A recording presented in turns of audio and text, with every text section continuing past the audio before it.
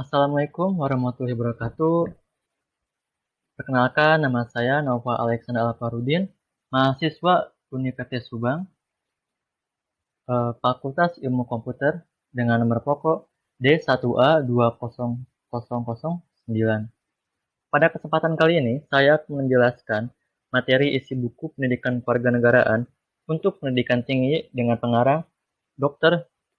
Ujang Carda, SH.MH.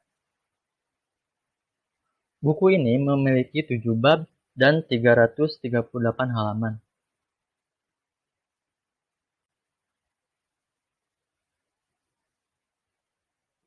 Bab 1 tentang orientasi terhadap pendidikan kewarganegaraan. Saya akan menjelaskan poin A, latar belakang pendidikan kewarganegaraan. Yang pertama, perubahan pendidikan ke masa depan. Agar bangsa Indonesia tidak tertinggal dengan bangsa lain, maka pendidikan nasional perlu dikembangkan searah dengan perubahan pendidikan ke masa depan. Yang kedua, dinamika internal bangsa Indonesia. Ada 2 faktor, yaitu internal dan eksternal.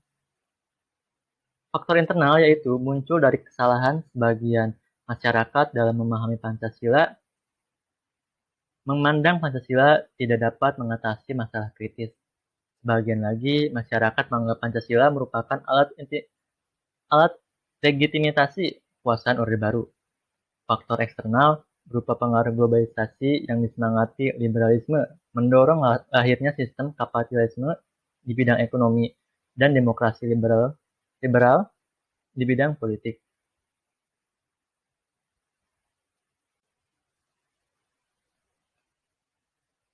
Bab 2, memahami identitas nasional sebagai karakter bangsa Indonesia. Pada poin C yaitu Pancasila sebagai identitas nasional.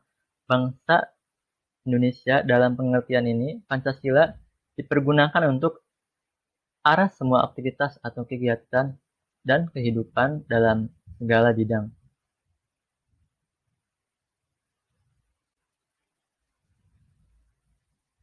Bab 3, memahami Pancasila sebagai ideologi bangsa.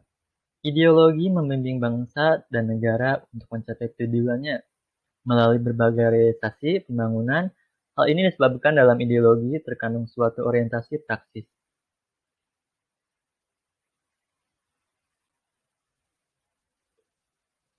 Bab 4, memahami negara, konstitusi, dan warga negara. Poin A, memahami negara. Secara etimologi, istilah negara berasal dari kata status atau statum. Adalah suatu istilah abstrak yang menunjukkan keadaan tegak dan tetap, atau sesuatu yang memiliki sifat-sifat tegak dan tetap.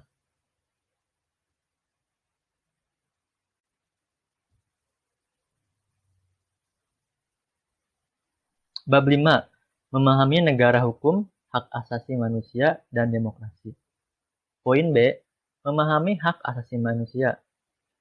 Darji Darmo Diharjo mengemukakan bahwa hak-hak asasi manusia adalah hak-hak dasar atau hak-hak pokok yang dibawa manusia sejak lahir sebagai anugerah Tuhan Yang Maha Esa.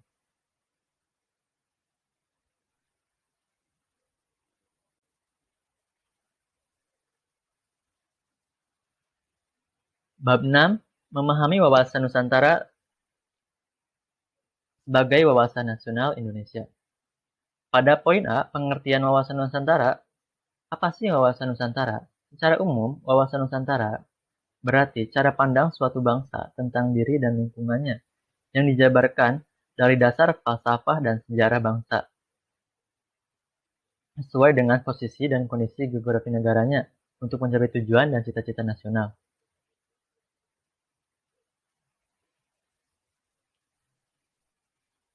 Bab 7, memahami ketahanan nasional dan integrasi nasional Indonesia. Poin A, ketahanan nasional.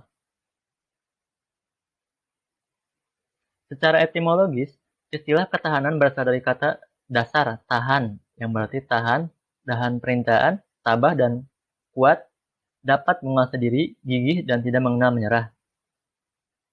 Ketahanan memiliki makna mampu tahan dan kuat menghadapi segala bentuk tantangan dan ancaman yang ada guna menjamin kelangsungan hidupnya. Ketahanan nasional merupakan konsep khas Indonesia yang dihadapi bangsa Indonesia, yakni meluasnya komunisme dari Uni Soviet dan Cina.